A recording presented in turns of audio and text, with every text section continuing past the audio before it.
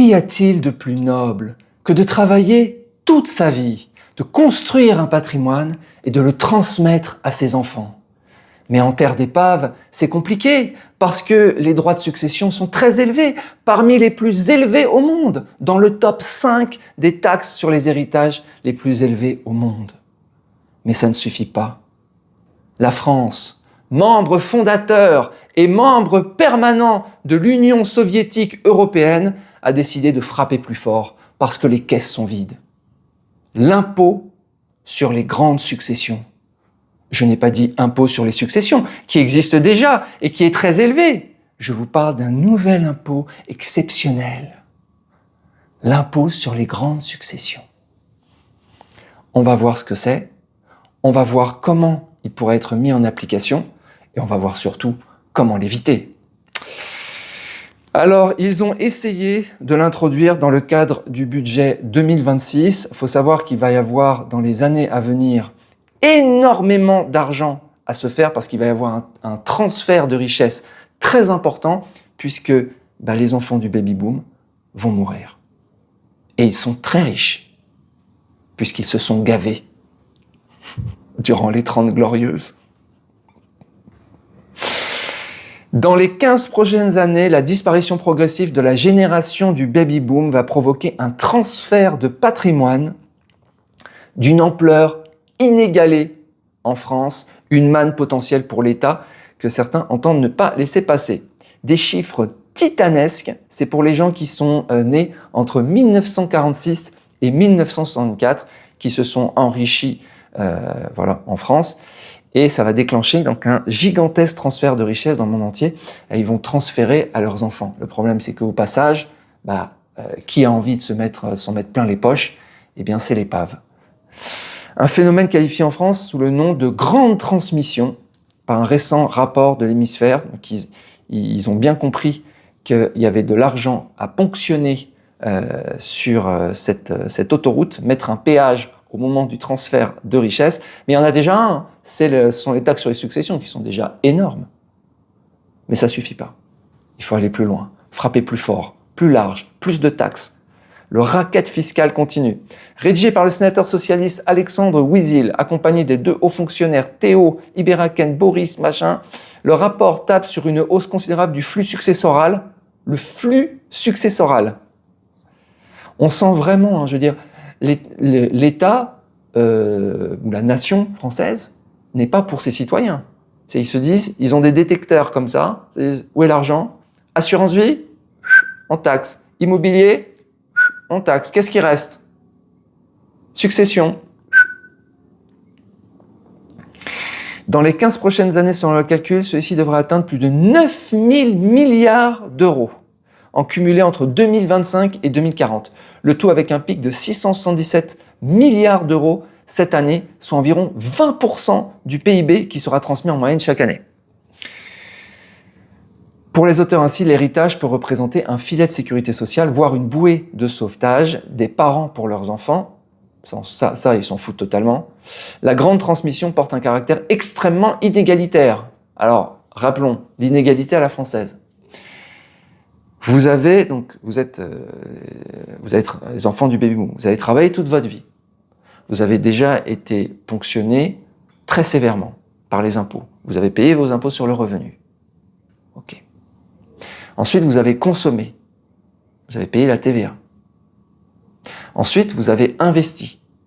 Vous avez payé les impôts sur les investissements, immobilier, frais de notaire, etc., les revenus locatifs, les revenus financiers, CSG, CRDS, impôts sur le revenu, repayez tout.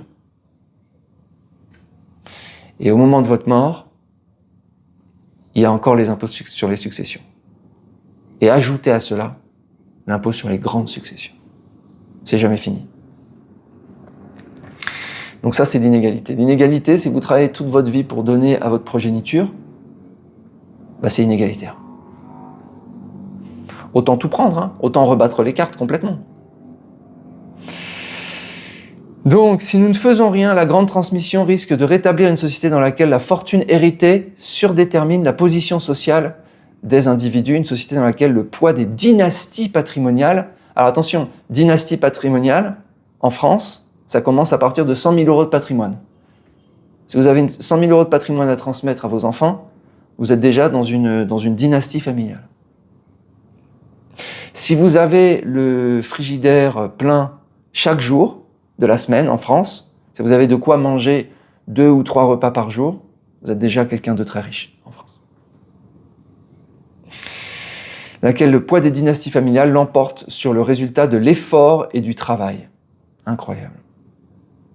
Le rapport suggère la mise en place d'un impôt sur les grandes successions qui doit financer entre autres la transition écologique. Enfin toujours, financer c'est toujours la transition écologique, toujours les mêmes trucs à financer. La recherche, l'éducation, enfin, quand vous entendez financer transition écologique, recherche, éducation, ça veut dire financer les buffets somptuaires des députés et leur gros ventre. C'est ça que ça veut dire.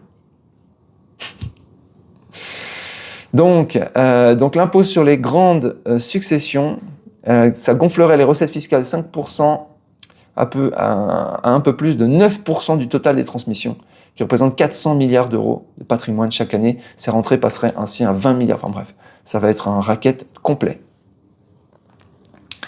Voilà. Faut savoir que par exemple moi qui n'ai pas d'enfant, si la succession a lieu en France, eh bien, je sais pas, mes neveux par exemple ou les gens à qui je donne vont se prendre 50% d'impôts sur de l'argent pourtant que j'ai gagné honnêtement. Donc, que faire? Alors ça touchera tout le monde. Hein. C'est dès qu'il y a un héritage de 100 000 euros, donc tout le monde. Que faire? Eh bien, il faut savoir qu'il y a des pays dans ce monde, et énormément de pays en fait, qui ne taxent pas les successions, qui les taxent très peu. Et je vais vous en donner quelques-uns.